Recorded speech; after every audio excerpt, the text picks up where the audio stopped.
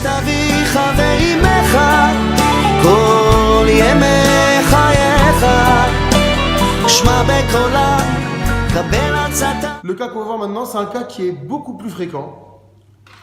Est-ce qu'un père ou une mère malade qui a besoin de soins, est-ce qu'il a le droit de se faire soigner par ses enfants, par son fils ou par sa fille, lorsque ce soin demande de faire saigner?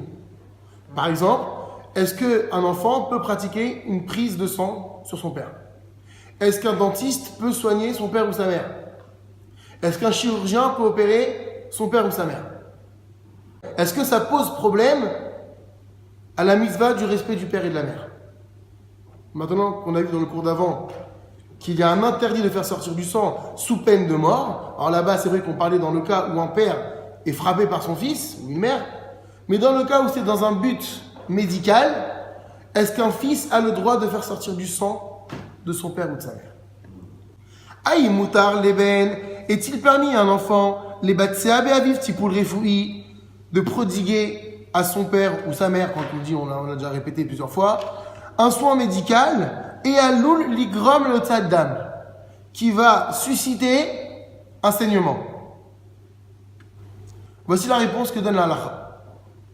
Mitzad echad, d'un côté, barour she'im ben tipel be'aviv, il est clair que si un garçon ou une fille, il n'y a pas de différence, soigne son père, ou betorkar, et à cause de cela, yatsa umenudam, son père a saigné, et non ne'ena shalkar, il ne sera pas puni par rapport à cela. O'il ve'asa zot bishgaga, étant donné qu'il a agi ainsi, mais de façon entre guillemets involontaire, son intention à lui, c'était pas de le faire saigner. Ou be'askamto ou le tovato, et qu'il agit avec l'approbation de son père et pour son bien. Ou l'âme cependant, meidar d'un autre côté, mais sous par Talmud, il est rapporté dans la Gemara, al echad migedele amoraim, concernant un des sages de la Gemara qu'on appelle Rav, chez Kaacher nitka kod bisaro, qu'un jour s'est enfoncé dans sa chair une épine, lo inyach livne lotio, il n'a pas permis à son fils de lui retirer donc cette écharde. Pourquoi? Shema et kev otsat akot yatsa minudam, que peut-être de peur qu'en retirant l'épine, il fasse saigner son père.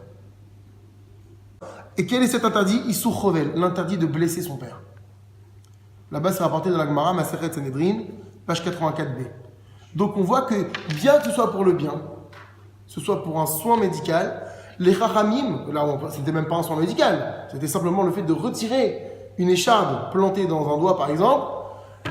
Rav a refusé que son fils le lui fasse pour ne pas le rendre coupable de Issur Chovel, de l'interdit de blesser son père. Alors maintenant on repose la question, est-ce que, en tant que dentiste, j'ai le droit de soigner mon père? En tant que médecin de façon générale, est-ce que j'ai le droit de soigner mon père lorsque du sang risque de sortir? Valken, c'est pourquoi Nifseka a halacha, la halacha a été tranchée, chez Asur Laben Shérofé, qu'il est interdit à un enfant, bien que médecin, l'enateach et aviv, d'opérer son père. Olakachat menub dikaddam, ou de pratiquer sur lui une prise de sang. Je pose la question sur le dentiste. Est-ce que le dentiste il fait pas saigner? Obligatoire, bien sûr qu'il fait saigner le dentiste. S'il y a un danger de vie ou de mort, c'est une évidence qu'il faut le sauver. Ça, on n'en parle pas. On parle d'un cas une opération, un soin médical, une prise de sang, c'est pas méchant. C'est assourd. Va afilou im aav mevakesh, même si le père exige, chez Davka Beno Itapelbo, exige que ce soit spécifiquement son fils qui le soigne. Mishum Shosomer Khalav, pourquoi? Parce qu'il préfère s'appuyer sur son fils que sur un étranger. Chérie, j'ai plus confiance en toi que quelqu'un d'autre. Vegan Mishum, ou bien parce que chez Srirat Rofé Acher Ta'ale Kesef, le fait de passer par un autre médecin va demander une dépense d'argent conséquente. Becholzot, malgré tout, Iskeru Rofé Acher. Ils devront louer les services d'un autre médecin. Ou Bilvad. Pourquoi? Parce que l'essentiel, chez Ben Loivatsa Beorav Tipel et Aloul Léotidam. Parce que l'essentiel, c'est qu'un fils ne doit pas faire saigner son père, même quand c'est pour le soigner. Même si son père exige que ce soit lui qui prenne les commandes de l'opération, ou bien il n'a confiance qu'en son fils, il l'exige, cette fois-ci on n'écoutera pas le père parce qu'il y a un interdit de faire saigner son père, même dans cet objectif-là. Vérak, c'est seulement Ka'asher en Shumrera, lorsqu'il n'y a aucun choix, Kegon, comme par exemple, She'en Benintzar ou Ferrer, qu'il n'y a pas d'autre médecin capable de le faire, ou qu'il n'y a pas de médecin du tout, et le père et le fils est médecin. Ou bien, She'en Lea Velaben Kesef, les Mamen et Tanitoire, ou bien le père comme le fils n'ont pas les moyens de payer une opération médicale faite par une tierce personne. Alors, Moutar Laben, il sera permis dans ce cas-là à l'enfant, les Hanot, les Vakashato, de répondre favorablement à la demande de son père, ou le taper le beau et de le soigner. Encore une fois, père et mère, c'est exactement pareil.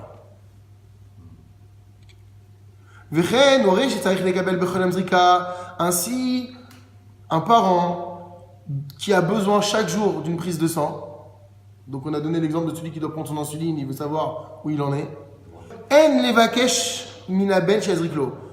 Ce parent ne doit pas demander à son enfant de s'en occuper. Shema torkida azraka, parce que c'est évident que lorsqu'il va le piquer, il va saigner. Même une goutte de sang, c'est une goutte de sang. Ve'adif, donc il sera préférable chez Ben Azoug, il m'a de la tête à Tazrikot, que le conjoint apprenne à faire les prises de sang. Ou là, cependant, bien migré chez le Nitsa Pitronach, dans le cas où il n'y a pas d'autre solution, Veyesh Rachash, et qu'il y a un risque chez Imaben le Yazrik, que si l'enfant ne pratique pas cette prise de sang,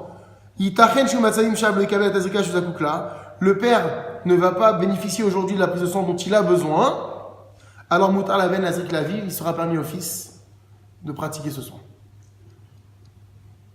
Be'alachazo, concernant cette halakha, de faire saigner son père dans un but médical, Mechleko Arishonim, les décisionnaires médiévaux sont en marloquette eux-mêmes. On a d'un côté l'avis du Rif, du Rosh et du Shulchan Aruch, qui dit Assour la ben levatsa tipul refoui baviv. Il est strictement interdit à un enfant donc de prodiguer des soins médicaux à son père ou à sa mère, gam keshaviv mevakesh zot menu, même lorsque le père l'exige. Ça, c'est l'avis catégorique du Rif, du Rosh et du Shulchan Aruch.